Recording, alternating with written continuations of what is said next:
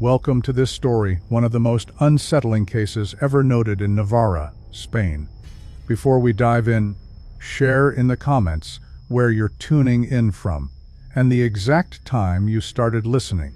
It's always interesting to see the different places and hours of the day or night where these stories reach.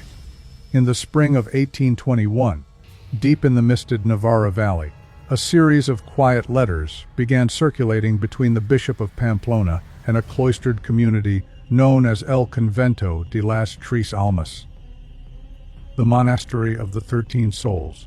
Later reports would rename it the Monastery of the 13 Births after the events that took place within its stone walls. Events so bizarre that even the diocesan records were sealed for over a century. The monastery itself sat on a ridge overlooking the village of Arbizu, where the locals worked the vineyards and traded stories of ghosts among the ruins of the old Carlist forts. The sisters who lived there were few, scarcely 13 in number, though their numbers were said to fluctuate, depending on who was counting. They were part of an obscure Franciscan order devoted to Resurrection Espiritual, or the spiritual rebirth of the forsaken. When later scholars compared their customs to those of the martyrs of Compiègne, the Carmelite nuns executed in 1794 for their mystical vows, they noted curious similarities: daily mortifications, the re-enactment of symbolic deaths through fasting, and rituals of re-baptism for the dying. Yet in Navarra, such practices took on an even stranger shade.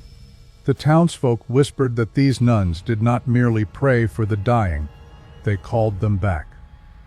According to parish ledgers, the monastery's foundation was funded by a French widow named Sister Marguerite Aranburu, who fled France after the Terror. Her letters, one of which still survives in the diocesan archive, speak of 13 offerings for the souls denied passage. No one at the time questioned her meaning, but the ledger of births and deaths from that decade shows a disturbing pattern: 13 stillborn infants, all recorded as baptized posthumously by the Sisters of the Ridge.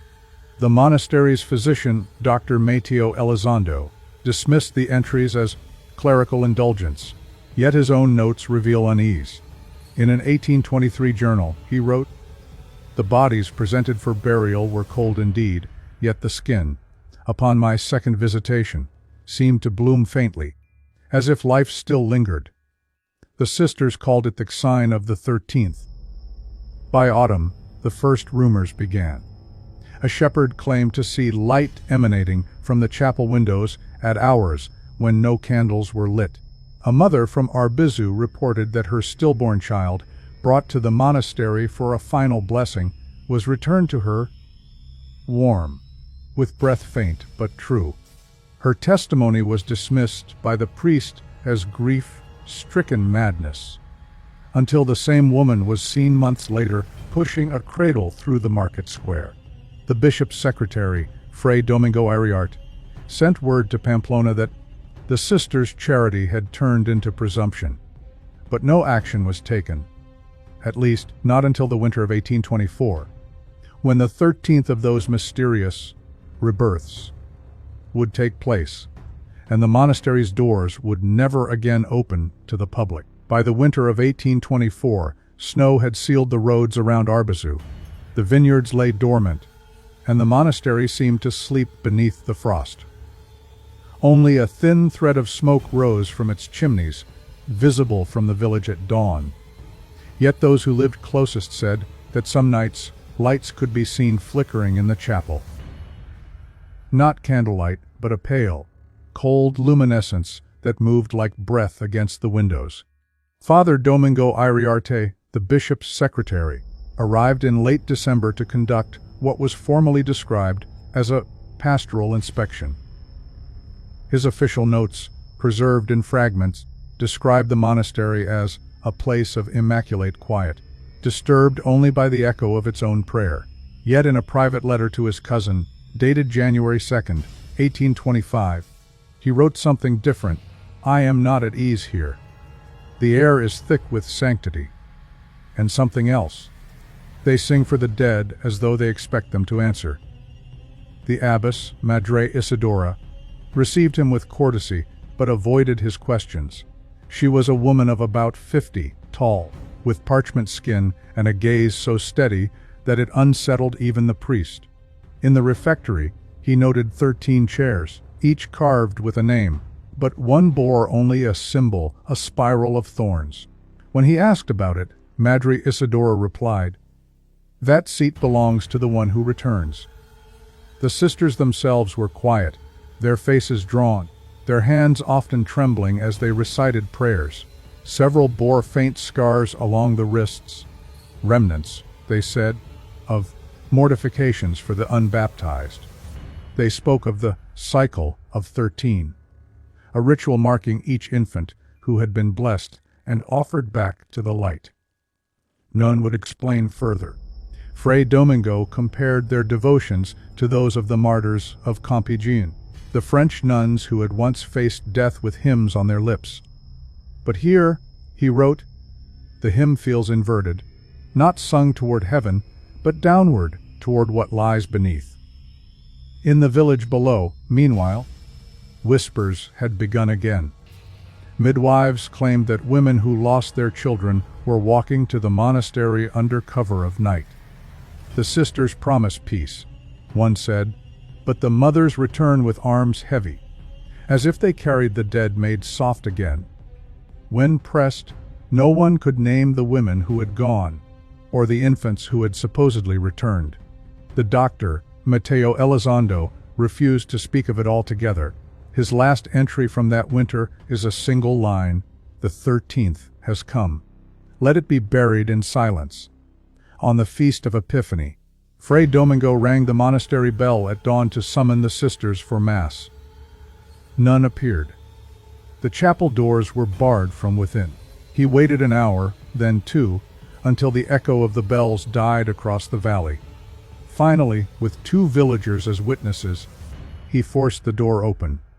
Inside, the chapel was dark and heavy with incense.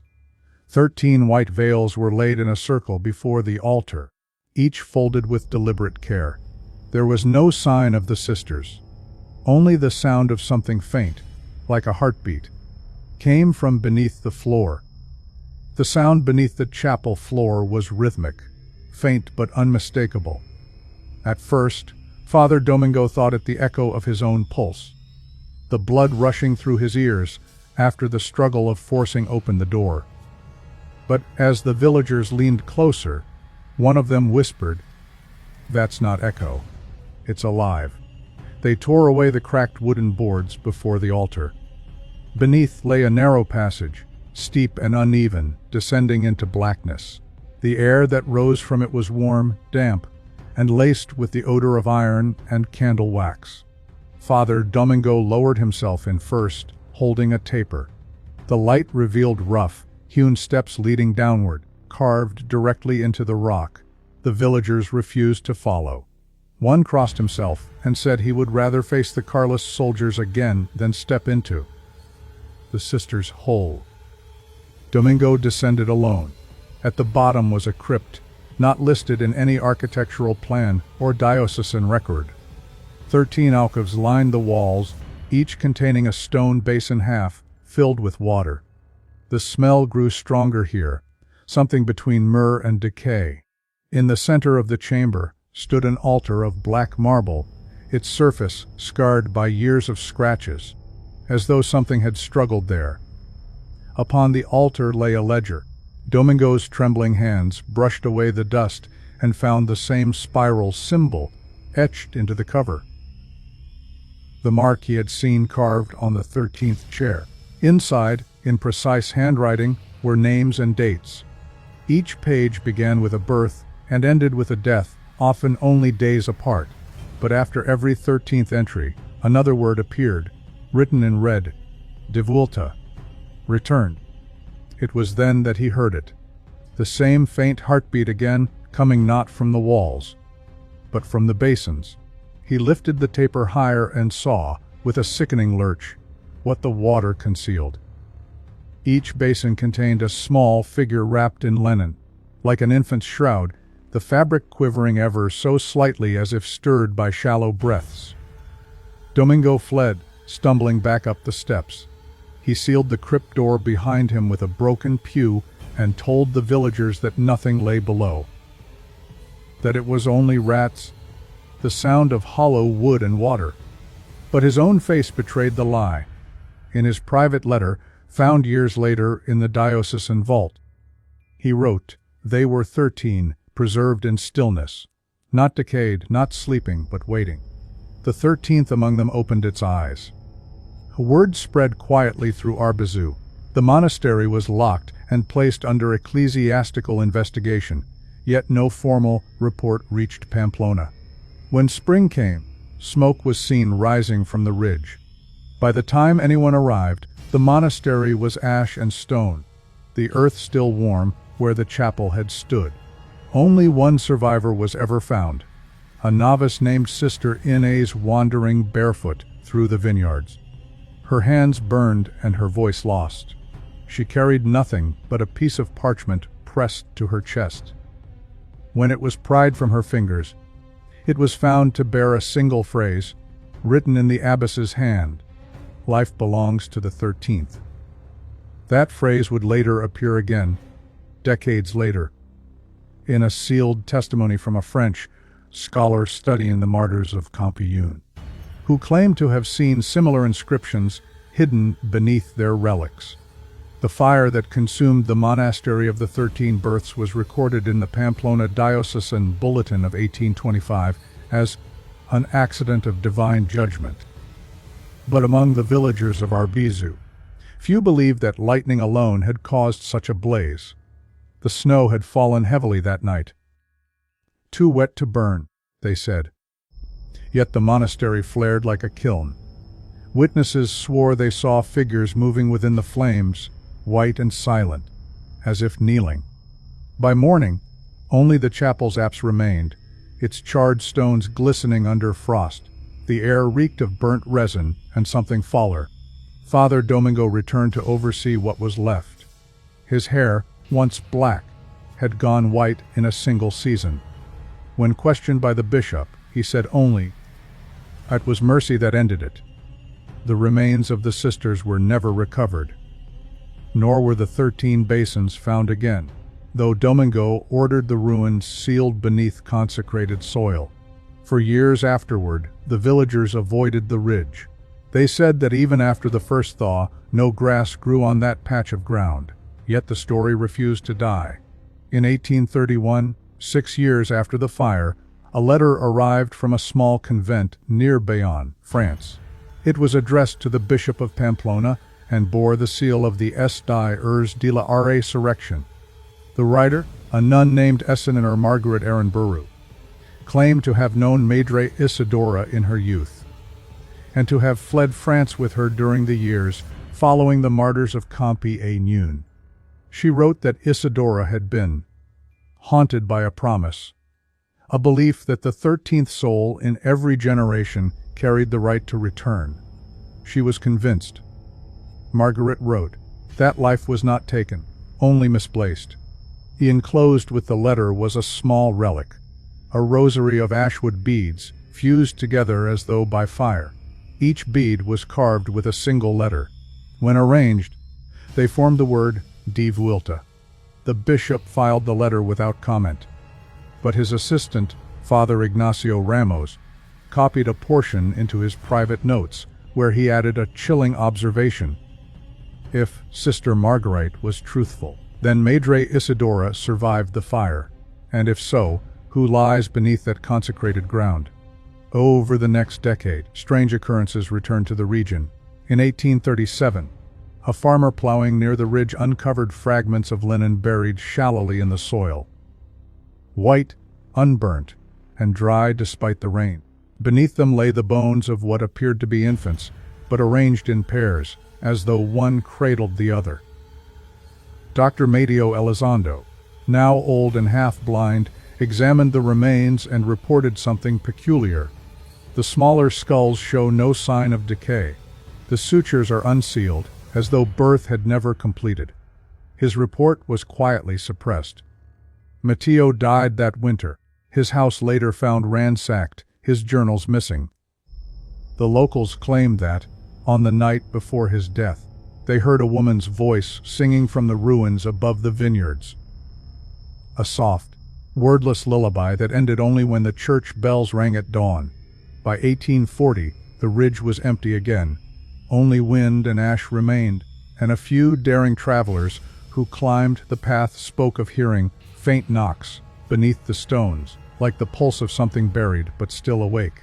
By 1841, the ridge, where the Monastery of the 13 Births once stood, had become a forbidden place. The villagers called it El Vientre Morto, the dead womb. Cattle avoided it.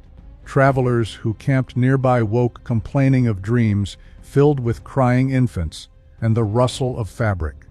The local children dared one another to touch the scorched stones at sunset, claiming they were still warm, even in winter. Father Ignacio Ramos, the bishop's assistant, who had copied the letter from Esmai or Marguerite, was the only cleric still willing to visit the site. He came once a year, quietly, without ceremony. His journals, now held in the Pamplona Ecclesiastical Archive, describe a man torn between faith and dread.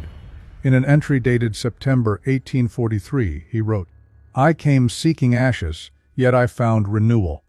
The ground itself breathes faintly, like something dreaming beneath its own tomb. I fear that what we called resurrection was never meant for man to witness."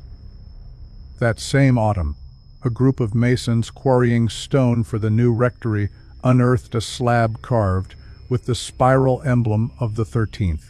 Beneath it lay a cavity containing a single, sealed jar of glass. Inside was water, perfectly clear, and something floating within, a scrap of fabric embroidered with the name, Isidora. The masons delivered it to Father Ramos. Within a week, he had fallen ill with fever. On his deathbed, he begged that the jar be returned to the soil, from whence it came.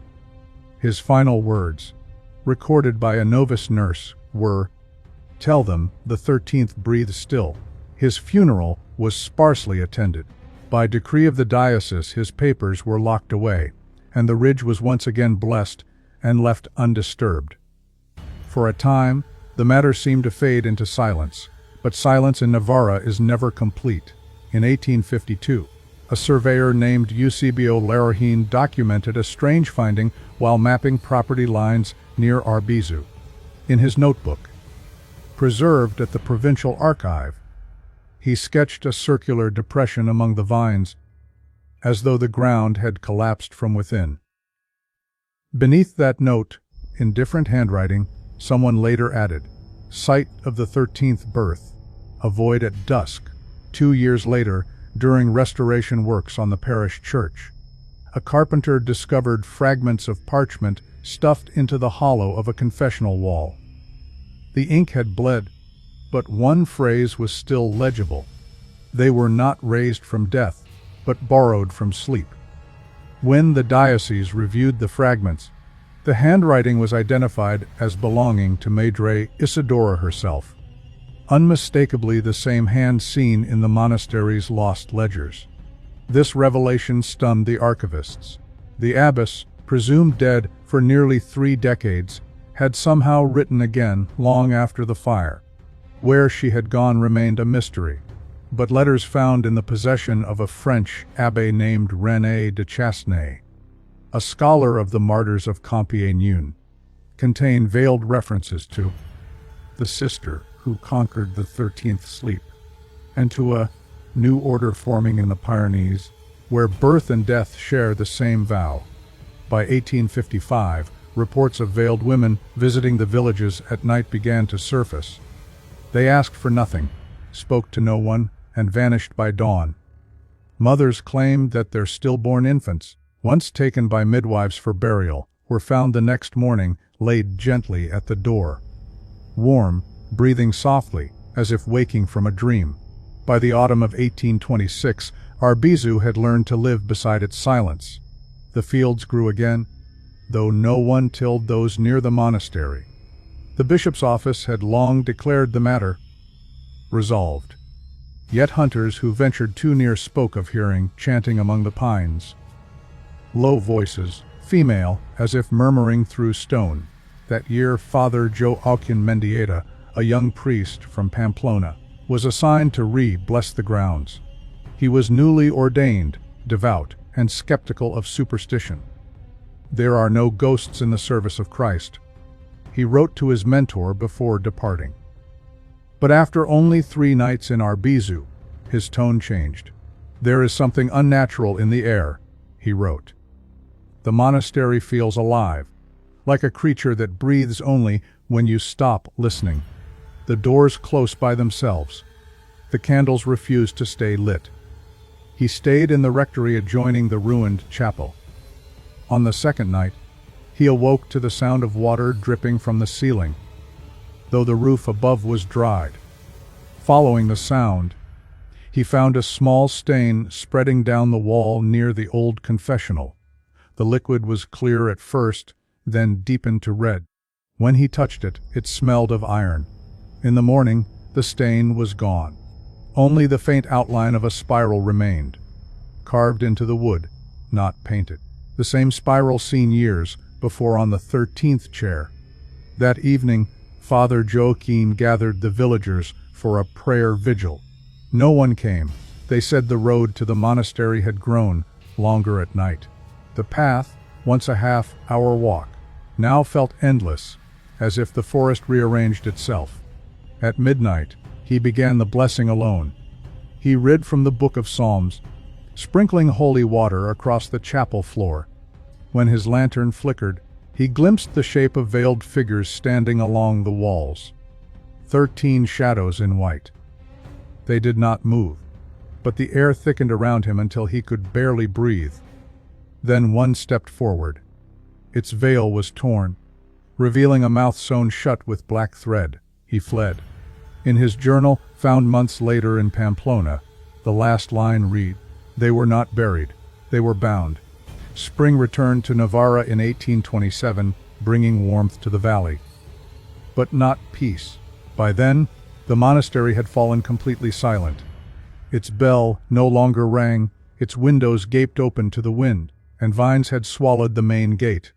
Yet shepherds passing by still claimed they heard it toll at dusk. One slow chime, echoing through the hills, though no one lived there to pull the rope.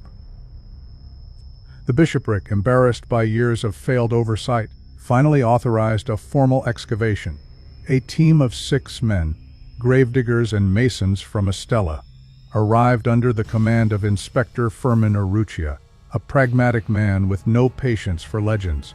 He brought torches, shovels, and a sealed writ granting him permission to cleanse and reclaim the sacred property of the church.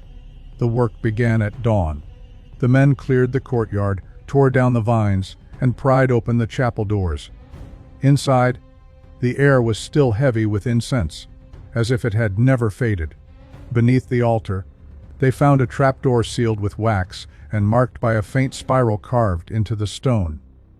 Firmin broke the seal. A rush of cold air poured out, carrying the scent of damp earth and something faintly sweet, like lilies left too long in water. The men descended one by one into a narrow crypt. What they saw by torchlight made them drop their tools. 13 stone cradles lined the walls, each carved with a woman's name. Inside every cradle lay a small bundle of bone. Not infants, as they first thought, but adult fingers arranged as if cradling something unseen.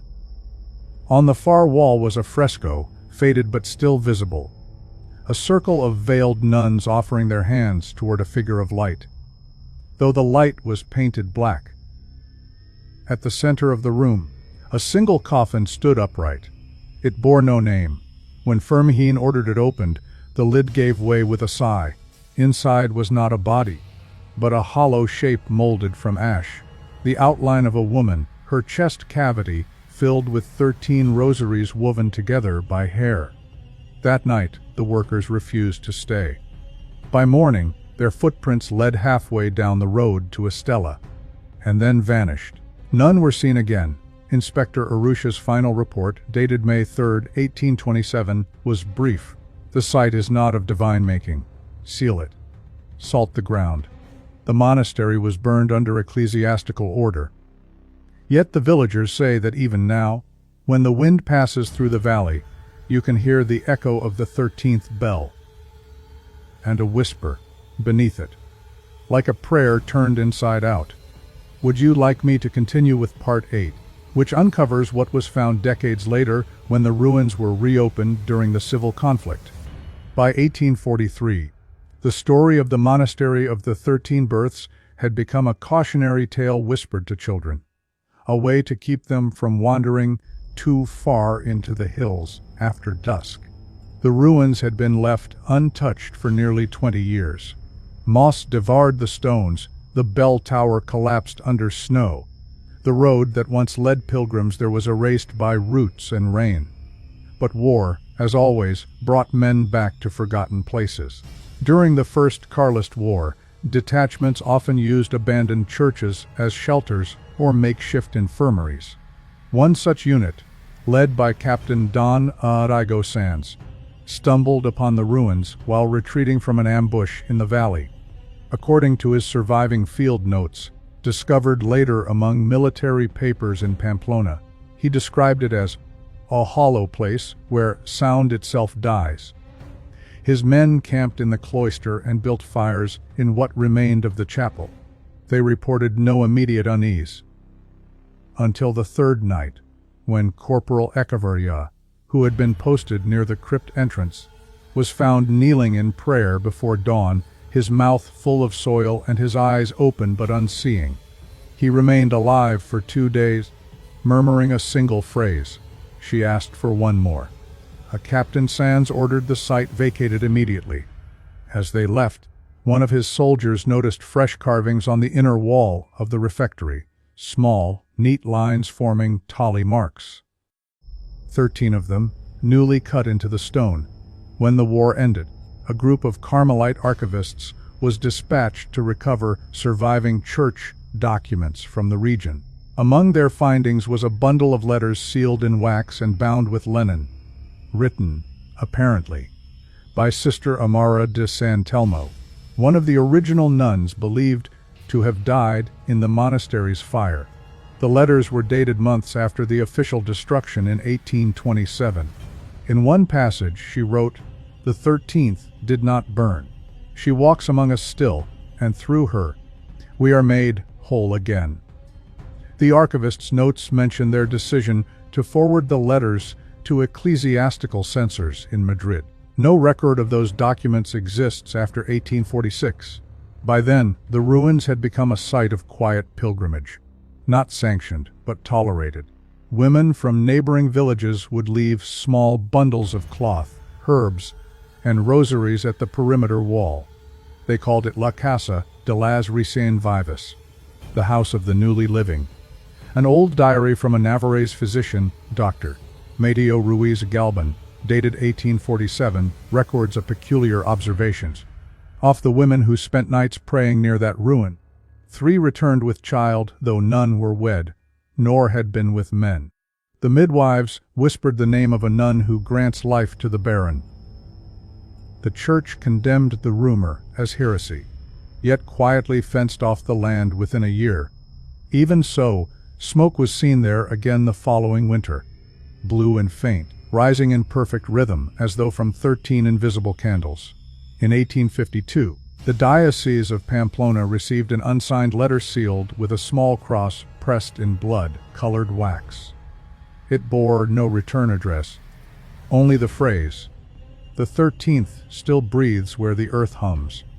The handwriting was delicate, almost conventual, and beneath the words, a faint sketch of the old monastery's façade rendered in charcoal.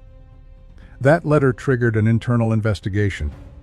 Bishop Alzaga, aging and plagued by doubts about earlier decisions, discreetly contacted Father Lucien Moreau, a French ecclesiastical scholar recently exiled from Compiègne for his studies on the martyrs of Compiègne and the continuity of spirit through devotion.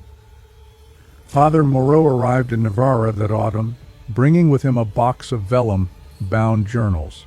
He had written about the nuns of Compiègne, those executed during the Revolution, who, according to witnesses, sang hymns as they ascended the scaffold.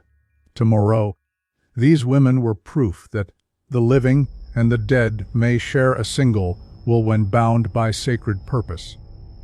He was drawn to the Monastery of the 13 Births for the same reason. A rumor of persistence beyond mortal boundaries. With 2 local clerks, Elias Armentia and Julien Iriart, he reached the ruins on October 14, 1852. The valley was soaked in rain, the air raw with the smell of lichen. The monastery's stone skeleton loomed gray and damp, the courtyard flooded. They began to dig near the chapel, where the trapdoor had once been sealed by Inspector Urrutia. It took half a day to find the threshold, now fused with roots and calcified earth. When they pried it open, the air that escaped was cold enough to dim their lanterns. Father Moreau wrote in his notebook, "I felt not fear, but recognition, as if the prayers of Compiègne had echoed here long before my arrival." Below, they found the crypt again, yet altered. The stone cradles were empty. Each bore the same carved date, March 13, 1843, the same year Captain Sands's company had camped there. But the central coffin, the hollow one filled with rosaries, was gone. In its place stood a small marble figure of a woman holding an infant. Her face was eroded, but faint traces of pigment showed eyes that had once been open, wide and human. Armentia insisted they leave immediately.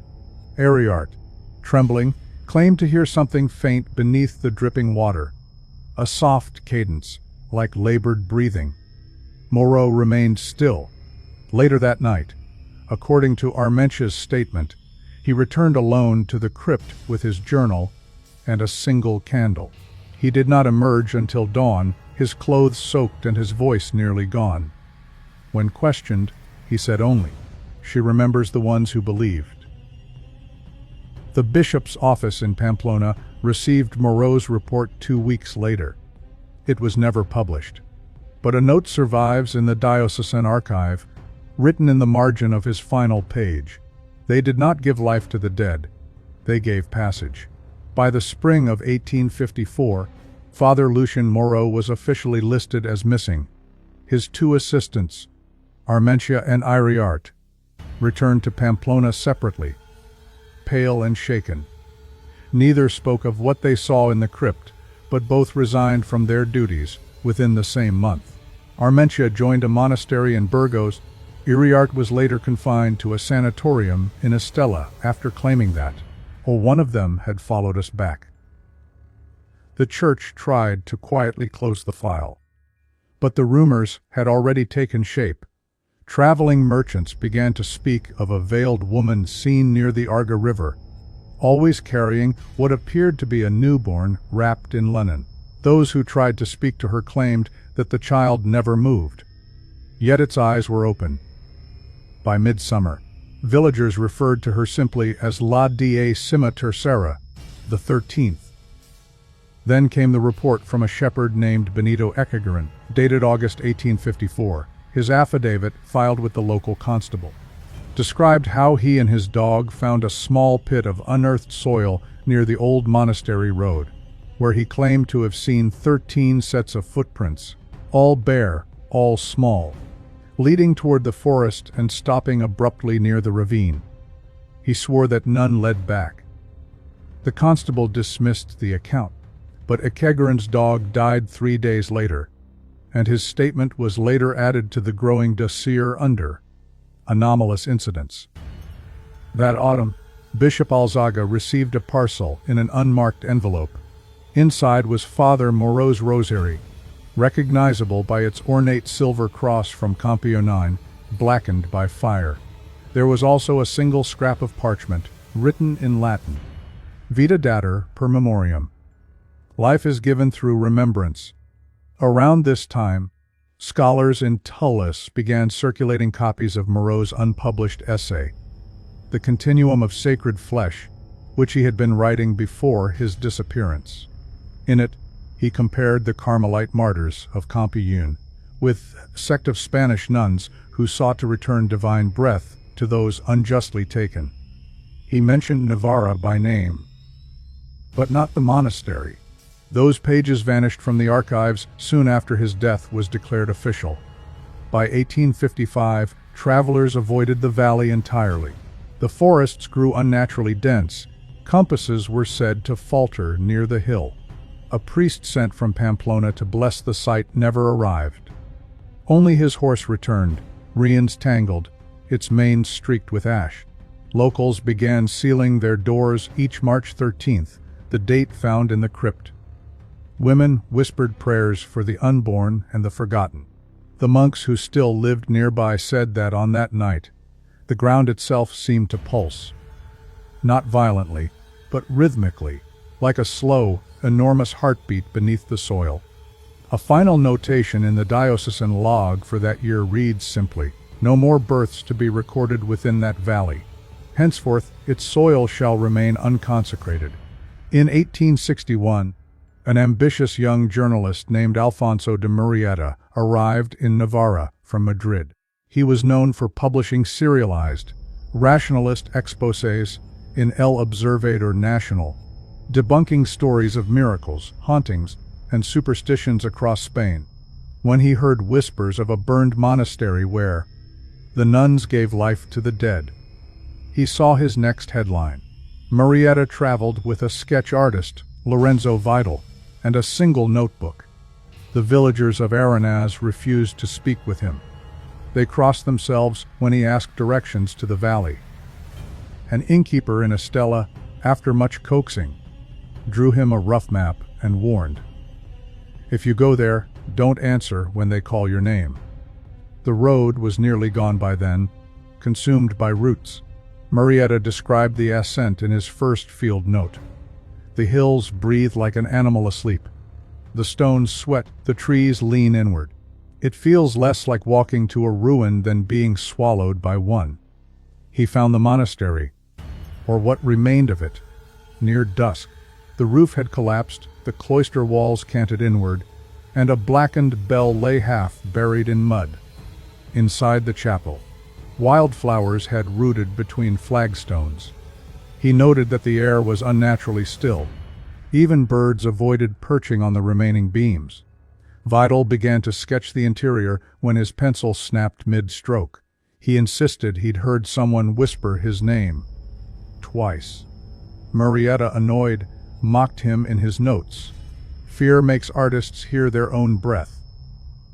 But when they examined the crypt entrance, they found a single candle still standing, its wax soft, its wick freshly blackened. There were no footprints. That night they camped by the courtyard, too exhausted to descend further. Murrieta recorded distant sounds, a child's cry carried by wind, though he admitted it might have been foxes. By morning, Vidal was gone. His bedroll was untouched, his sketchbook left open. The last drawing showed 13 veiled figures kneeling in a circle, their faces lifted toward something unseen. Murrieta fled the valley that same day. His article, The 13th Breath, was published a month later, but heavily censored by church editors. In his private manuscript, later found among his estate papers, he added this passage. It was not death they served. It was remembrance, a way to keep breath where it had ceased to be. I no longer mock them. He never returned to journalism. For the rest of his life, he refused to speak of the monastery again, though neighbors claimed he kept 13 candles burning in his home chapel until the day he died in 1873. In the years following his visit, the story changed tone. No longer just a ghost tale. It became a local legend of redemption, of nuns who could call back the dying long enough to say farewell or to finish one last prayer. Yet behind the pity, the fear remained. None could explain why, each spring, lilies grew wild around the ruins, though none were planted there. In 1868, a visiting Italian physician named Dr. Vittorio Salviati arrived in Pamplona under the guise of studying cases of miraculous resuscitation. He had been corresponding with natural philosophers across Europe about what he called the border, state of divine preservation, a condition between death and life. His peers in Florence mocked him, but the rumors from Navarra intrigued him. They spoke of nuns who could give life to the dead, and of a monastery that had vanished in fire yet continued to breathe through its soil. Salviati was methodical, not superstitious. He sought evidence, not legend. Through the diocesan archives, he obtained fragments of the earlier reports, Urrucha's investigation, Father Moreau's missing journal, and Murrieta's censored article. What captured his attention most was a single line from Moreau's margin notes. They did not give life. They returned breath to memory. To Salviati, that sounded physiological.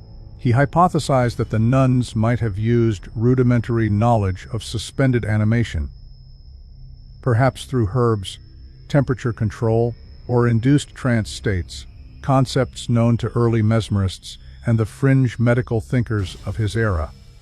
That summer, he traveled to the valley accompanied by a local interpreter, Maria Larinaga, who had lost her sister in childbirth years before. The two set up camp near the ruins, bringing crates of equipment, glass jars, copper wires, surgical gloves, and sealed bottles of camphor. They found little structure remaining, but Salviati located a section of collapsed masonry near the chapel's eastern wall that concealed a small, intact chamber. Inside, he discovered a stone reliquary, cracked but still sealed with red wax. He described the moment in his field notes. Within the box lay 13 cloth wrappings, each containing fragments of human vertebrae. All belonged, by weight and curvature, to adult women. Bound to each with silk thread was a silver medallion etched with the word respira, breathe. He took only one medallion with him. The rest he reburied. Days later, while examining the artifact under lamplight, Maria claimed to hear faint, ticking sounds from within the box where the medallion was kept. Not mechanical, but organic, like the pulse of an infant through water. Salviati laughed, yet by morning the sound had ceased, and the medallion had grown warm to the touch. Its edge left a faint red mark on his palm that persisted for weeks. When they returned to Pamplona, Salviati attempted to present his findings to the medical faculty, but his report was rejected as religious delirium disguised as science. His notes end abruptly that autumn, with one final entry dated November 13, 1868. The relic hums when the candles are out. Perhaps life, once invoked, cannot be undone. Salviati disappeared soon after. Maria Larinaga returned to her village and gave birth the following spring. Though no man was known to have courted her, she named her child Lucia, meaning the one born from light. By the closing years of the 19th century, the legend of the Monastery of the 13 Births had become a distant murmur, part of Navarra's haunted folklore. But in 1891, the story returned to light in an unlikely place, London. At the height of the spiritualist movement, a young anthropologist named Dr. Edmund Harker presented an odd artifact during a private session of the Society for Psychical Inquiry. It was a silver medallion, slightly tarnished, inscribed in Latin with a single word respira. Harker claimed it had been sent to him anonymously from Spain, accompanied by a note in archaic handwriting, taken from those who gave breath to the silent. His lecture that night, The Breath Between Worlds, caused mild amusement among skeptics, until he placed the medallion upon a glass table, and it began, according to multiple attendees, to emit a faint vibration like a heartbeat muffled by distance. In his diary, Harker later wrote, "The sound was not heard by all, only those who had lost someone. For me, it was my sister. For Mrs. Ellison, her son. The rhythm matched our grief." Intrigued, he began tracing the medallion's provenance. His correspondence led him to a retired nun in Burgos, who spoke of an Italian doctor and a woman named Maria, who had once sought forgiveness at the convent gate, clutching an empty reliquary. That nun died before Harker arrived, but her confessor handed him a copy of a translated letter believed to be from Father Moreau himself. The letter read, 13 souls chose to remain where memory refuses to end. When one prays to them in silence, they lend breath, but each gift is borrowed from another still living. Harker's fascination turned to obsession. He began experimenting with the medallion in his London laboratory, recording subtle pulses on wax cylinders. The patterns repeated at regular intervals, 13 beats, then silence, always resuming at midnight. He sent his findings to colleagues at Cambridge, though few took him seriously. One visitor, a Spanish scholar named Professor Diego Burrastegui, examined the relic and confirmed that the silver bore engraving styles consistent with early 19th century Navarrese ecclesiastical metalwork. He also mentioned, quietly, that local tales still spoke of a monastery where the dead sighed through the soil. Shortly after that meeting, Harker was found unconscious in his study. His assistant reported that every candle in the room had burned down simultaneously, 13 in total. The medallion was missing. A week later, London newspapers published a small notice. Dr. Edmund Harker, noted anthropologist, dies peacefully in sleep. A strange warmth observed at his bedside, medical cause undetermined. His private journals, sealed until his estate was settled, contained one final entry. It is not resurrection. It is exchange. In the months that followed, rumors spread among spiritualist circles that the medallion had reappeared, this time in the hands of a woman claiming descent from a Navarrese nun. Her name unrecorded, her child always at her side. By 1899, Navarra had changed. The railway hummed where carriages once rattled, and the valley that cradled the ruins of the Monastery of the 13 Births had been marked on new maps as Torino Baldile, unfit for habitation. But in the parish records of Estella, one entry stood out that year: arrival of a woman and child, unclaimed, both of foreign tongue. The woman gave no surname. She introduced herself only as Luca, though the clerks noted her accent was not local, her vowels shaped by Italian speech. Those who met her said she was pale but not sickly, her eyes dark and unfathomably calm. The child, perhaps 6 or 7, never spoke. Lucia rented a cottage on the edge of the valley, not far from where the monastery had once stood.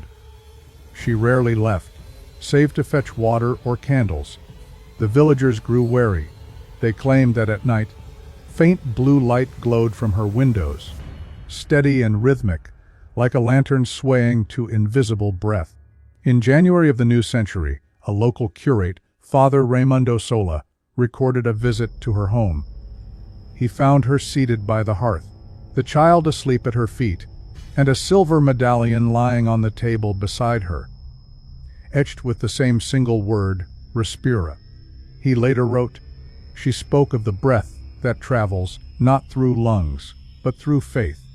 She said it had passed through 13 women before her, and that each must return it." A Father Sola tried to confiscate the object, but Lucia refused. That night, the valley was shaken by what villagers described as deep, rolling sigh, followed by silence so complete that dogs refused to bark. 2 days later, the child vanished. No footprints led away from the cottage. Lucia remained, sitting by the window, whispering to the empty air, as though to someone unseen. She was taken into custody and questioned by the local constable, Sog or Espurua. His notes survive. She insists the child was never meant to stay, that she was merely the keeper of its breath. When I asked where it went, she looked toward the hills and said, "Home." Within a week, Lucia herself disappeared from her cell. The guards swore the door had never been opened. Her blanket was folded, and in its place lay the medallion, cold, darkened, and cracked clean through. A year later, in 1900, Farmers clearing the edge of the old monastery grounds uncovered a patch of disturbed soil. Beneath it were 13 small crosses made of woven reed, each pointing toward the east. The earth below was warm, as though something had only recently departed. That spring, lilies bloomed in a perfect ring over the site. They've returned every year since. Even when frost kills every other flower in the valley, locals say the blooms appear brightest when the wind falls silent. And if you lean close enough, you can hear a faint sound rising from beneath the petals. A slow, steady rhythm, like breath returning from a long sleep. Would you like me to continue with part 15, where a new generation of priests reopens the sealed records and a final witness reveals what the 13th truly meant? In 1907, a new order of priests arrived in Estella, the Society of the Sacred Recovery, a small clerical body devoted to retrieving and classifying lost religious artifacts. Their leader, Father Matty as Iroreta, was a scholar of forbidden texts, a man who believed faith had once been practiced as science before superstition replaced it. Among the decaying archives of the diocese, he discovered a sealed bundle of parchment, the same that had been hidden by Father Esteban Morales half a century earlier. The cover bore a faint symbol, a circle of 13 interlocked lungs, inked in brown that was not quite ink. The documents were brittle but legible. They spoke of the rite of respira, an ancient vow taken by women chosen for their capacity to breathe life through silence. Each generation carried a fraction of the same divine breath, passed from mother to daughter, not by blood, but through initiation. When the 13th completed the circle, the breath would be released, returning to its origin. Father Matty, as was no believer in mysticism, but as he studied the text, he began to note peculiarities. Pages seemed warmer where his hands lingered, and the faintest scent of lilies clung to the ink. He petitioned the church to investigate the valley once more. Permission was granted. In March 1908, accompanied by a young novitiate named Brother Clement, he entered the valley at dusk. The ruins of the monastery were barely visible. A few archways, a crumbled bell tower, and the black ribs of the old chapel pressing against the fog. They reached the spot where the 13 reed crosses had once been found. Nothing remained, only a depression in the soil and the faint outline of a circle visible under the moonlight. Father Matty has knelt to pray. When he exhaled, his breath misted in an unnatural pattern, not dissipating into the air, but curling downward, sinking into the ground as though drawn by an unseen mouth.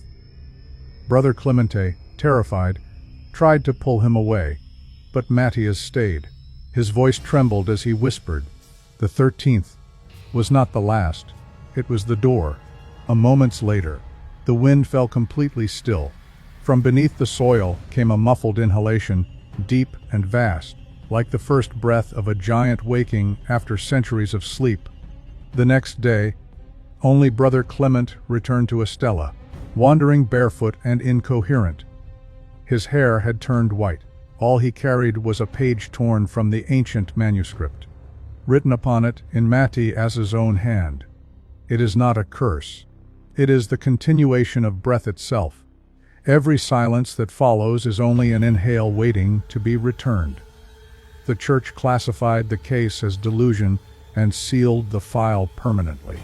But villagers say that on some nights, when fog settles in the valley and the air grows unnaturally still, a figure in black robes can be seen kneeling where the crosses once stood, breathing in rhythm with the earth itself. Those who watch too long claim they begin to feel their own lungs follow the same pattern, until they realize the breathing is no longer theirs. By 1923, the whispers of La Hermandad del Aliento, the Brotherhood of Breath, had spread across Navarra. It began as rumor among farmers and shepherds that a secret congregation met once each spring at the ruins of the old monastery. No mass was said, no prayers were spoken. They simply knelt in a circle and breathed, in perfect unison, until the air itself trembled. The church dismissed the claims as pagan superstition, but in the nearby town of Azanza, a schoolteacher named Isabel Arriaga began collecting testimonies. She was not a believer, but her curiosity was relentless.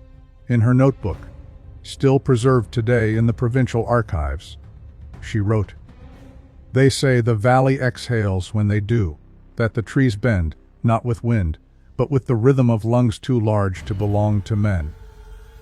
That spring, Isabel journeyed to the site herself. She was 31, rational and skeptical.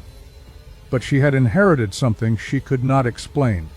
A small silver medallion, cracked down the center, bearing one word in fading letters: Respira. It had belonged to her grandmother, who vanished the same year Luca disappeared. When Isabel reached the ruins at dusk, she found the remains of 13 figures kneeling in a ring, faces hidden beneath hoods of pale linen.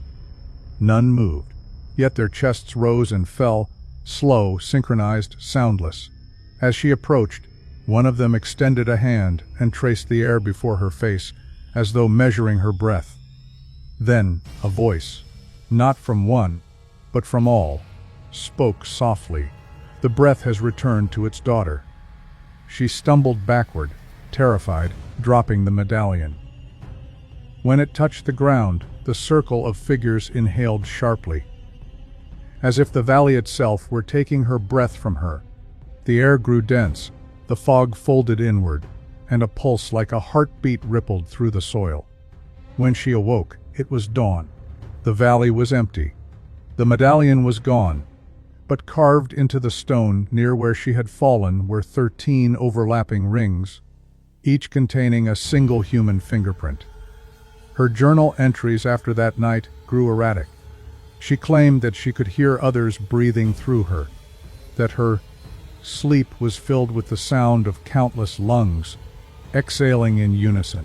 She stopped teaching, moved to Pamplona, and spent her remaining years writing a 400-page manuscript titled El Pulso del Val. The final line of that manuscript reads, "The Brotherhood was never meant to worship. They were meant to sustain the silence that holds creation between breaths. And when the 13th breath completes, the world itself will exhale." In 1929, Isabel Arriaga was found dead in her apartment. No sign of struggle, no mark on her body. But the coroner's report included one anomaly. Her lungs were completely empty, collapsed inward as though they had never been filled with air.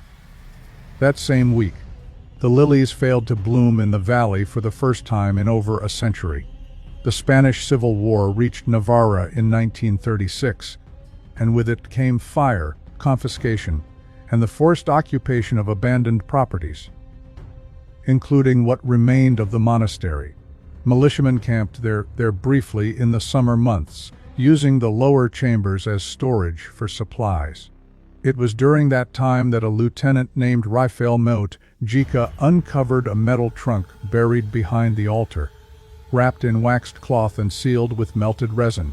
Inside were 3 objects: a rusted key, a small bone cross, and a bundle of pages written in faded brown ink, the lost manuscript of Isabel Arriaga, El Pulso del Val.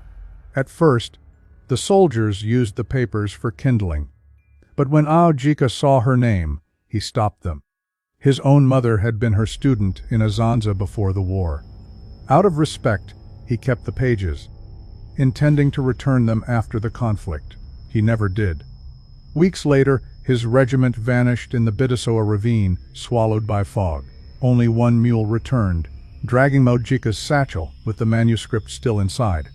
Decades later, in 1952, a historian from Pamplona, Dr. Leandro Ichade, found the satchel in a private estate sale. Inside, among mildew and dust, was El Pulso del Val, intact, save for the last 2 pages, which had been carefully torn out. The surviving text was unlike anything in Arriaga's earlier writing. It mixed prayer, geometry, and breath patterns annotated with phrases such as "Respira con la tierra" and "No despiertes el tris." Most chilling were her references to a recurring phenomenon near Arbizu, a rhythmic tremor in the ground every 13 years, coinciding with reports of dead animals found unmarked yet drained of air. Dr. Echaid Cross referenced her notes with geological surveys and found something remarkable. The soil beneath the monastery contained a natural cavity, a pocket of compressed gas that expanded and contracted every few decades. The Earth's literal breath. But as he wrote later in his private letters, the timing was too deliberate, too symmetrical. It is as though the land itself obeys a ritual, he wrote, a breathing pattern laid down by hands no longer alive. When he brought this discovery to the University of Zaragoza, he was met with silence.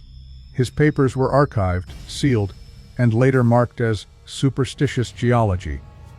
In the years following, earthquakes were recorded across Navarra, minor, but always centered near the ruins. Local farmers said it was the monastery trying to inhale again. In 1958, the final tremor cracked the last standing arch of the chapel, exposing what appeared to be a circular crypt beneath the floor. Within, archaeologists found the faint remains of 13 stone effigies, positioned in kneeling formation, their mouths open as if mid-breath. No bodies, only impressions in the dust, where something once pressed upward from below. That same summer, Echaid wrote one final note in the margin of Arriaga's manuscript. If the 13th breath completes, there will be no air left to give. He died 3 days later of asphyxiation in his study. The window open, the air still. When the final fire consumed the monastery in 1961, there were no witnesses. A lightning strike, they said, though no storm was recorded that night. By morning, the hillside was scorched black, and the air above Arbizu hung heavy with a strange metallic scent. The ruins collapsed inward, sealing the crypt below once more. For the next 50 years, the valley lay undisturbed. The government fenced it off as unstable terrain. But locals whispered another reason, that the land had grown restless again. Shepherds who wandered too close reported sudden dizziness, fainting, and, in one case, temporary cessation of breathing without injury. They called it El Sueño del Val, the valley's sleep. In 1973, a survey team from Pamplona rediscovered fragments of El Pulso del Val. One page, previously missing, had surfaced in a private collection in Bilbao. It contained a single sentence written in trembling ink. 113 give breath to one. The silence becomes flesh.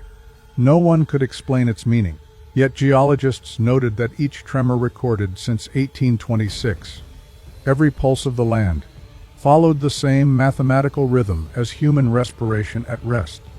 By 1990, the monastery's coordinates were quietly removed from regional maps. No official reason was given.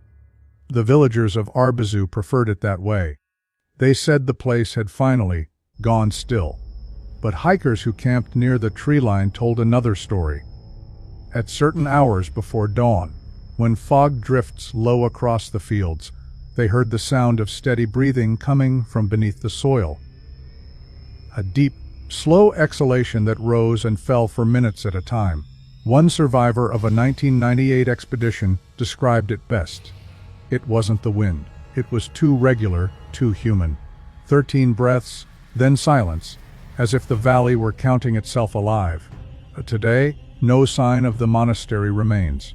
Only a ring of stones faintly visible from the air, forming a perfect circle no larger than a chapel's nave. Nothing grows inside it. Even the birds avoid flying over. And yet, each spring, when the lilies bloom across Navarra, a single patch at the valley's center opens first. White, flawless, untouched by insects. Locals say the flowers lean towards something unseen, bowing to the earth's quiet pulse.